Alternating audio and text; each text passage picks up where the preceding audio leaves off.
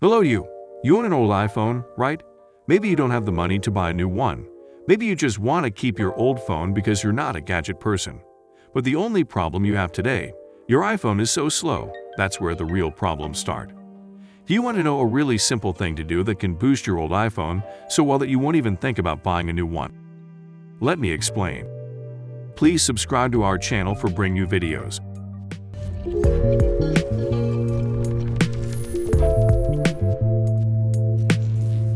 Alright.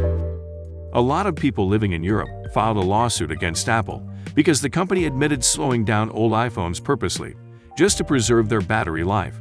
This sounds good, right? Having a company that has your back. But a lot of people like to have the control over their device because they paid for it.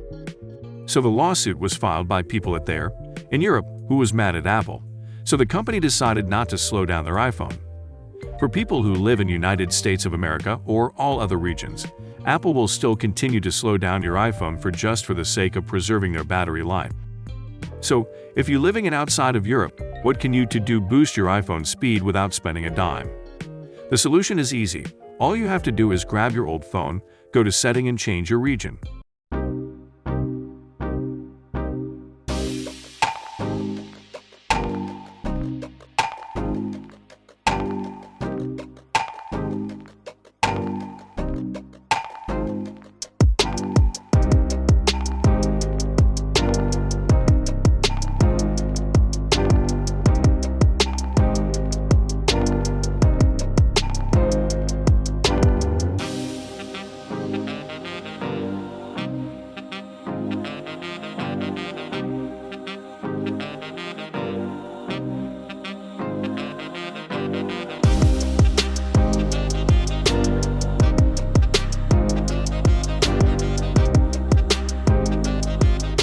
Tell your iPhone that you're living in Europe.